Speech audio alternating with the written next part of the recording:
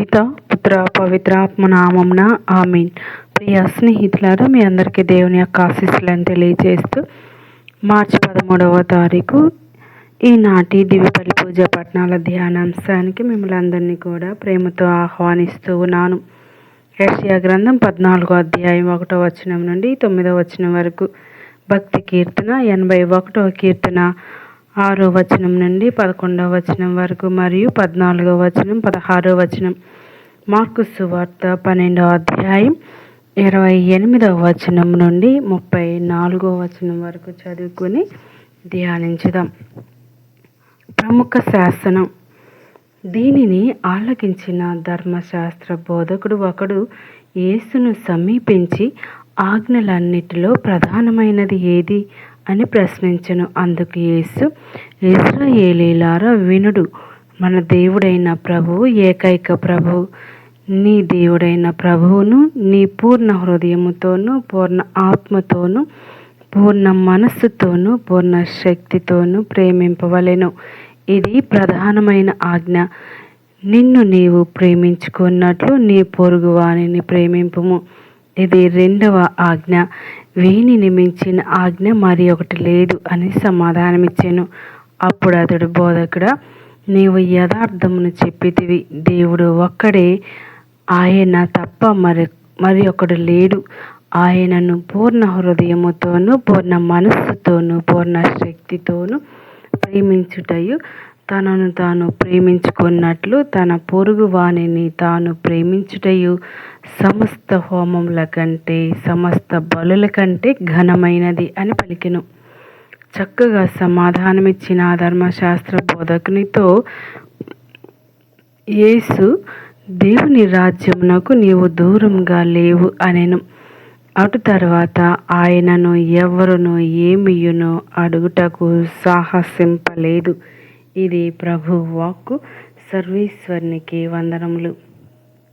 ప్రియ స్నేహితులారా, ఈనాటి సువార్త పట్టణంలో ఒక ధర్మశాస్త్ర బోధకుడు యేసును అడిగిన ప్రశ్న చాలా ముఖ్యమైనది. అన్నిటిలో గొప్ప ఆజ్ఞ ఏది అని అడిగినప్పుడు యేసు చెప్పిన సమాధానం క్రైస్తవ జీవితం యొక్క హృదయాన్ని తెలియజేస్తుంది.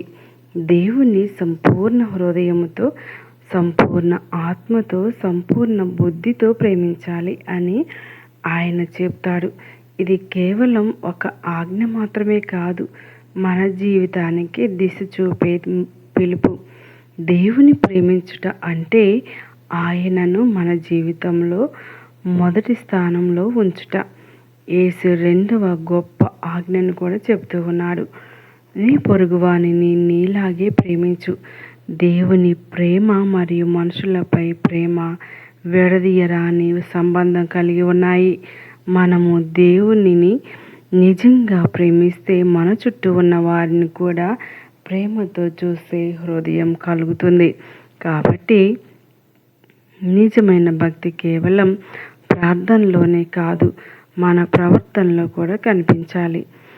శాస్త్రి యేసు సమాధానాన్ని విని అంగీకరిస్తాడు.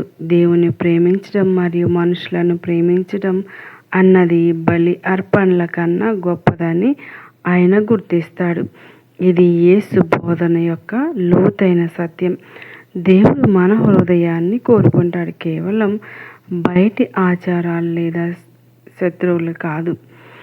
మన జీవితంలో కూడా ఇదే సత్యం వర్తిస్తుంది. చాలాసార్లు మన ఆచారాలు సంప్రదాయాలు పాటిస్తాం, కానీ మన హృదయంలో ప్రేమ లేకపోవచ్చు.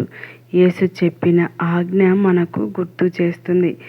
దేవుని ప్రేమించడం అంటే మన ఆలోచనలు, మాటలు, పనులు అన్నిటిలో ఆయన చిత్తాన్ని అనుసరించటం. మన పొరుగువారిని ప్రేమించడం అనేది కేవలం మనకు ఇష్టమైన వారితో మంచిగా ఉండటం కాదు, కష్టపడుతున్న వారిని ఆదుకోవటం, క్షమించటం, దయ చూపడం కూడా ఇందులో భాగం. యేసు చూపిన ప్రేమ త్యాగపూరితమైన ప్రేమ. అదే ప్రేమను మనం కూడా జీవించాలి.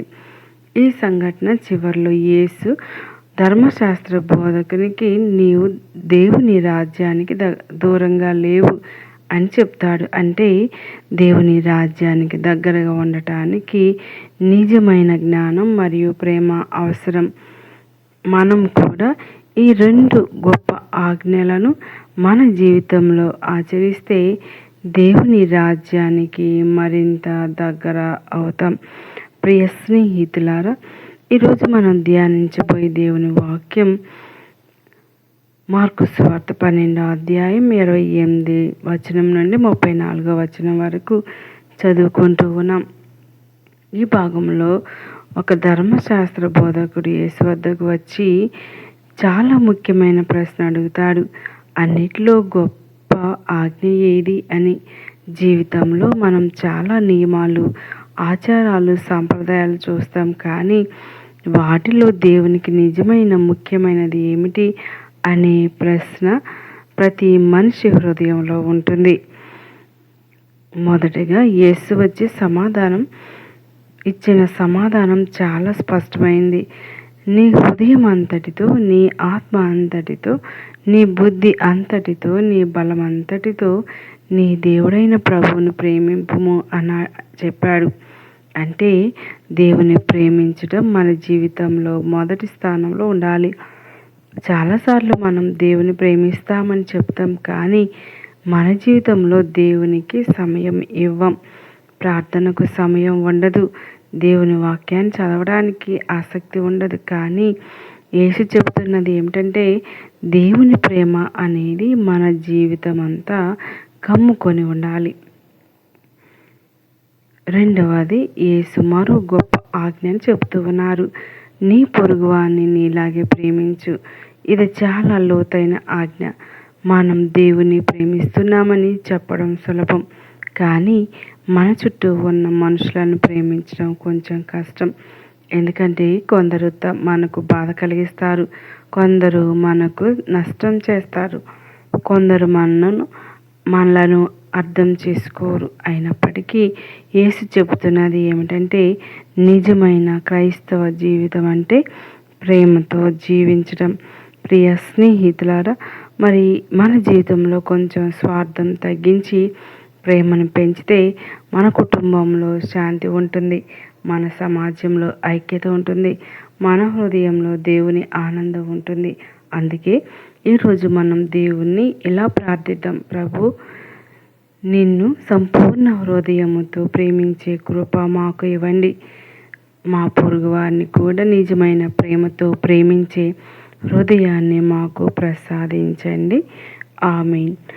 దయగల దేవుడు మన యొక్క ప్రార్థనా జీవితాన్ని, మన యొక్క హృదయాన్ని పవిత్రపరచి ఆయన యొక్క రాజ్యానికి వెలుగు పుత్రులుగా దీవించుదురుగాక.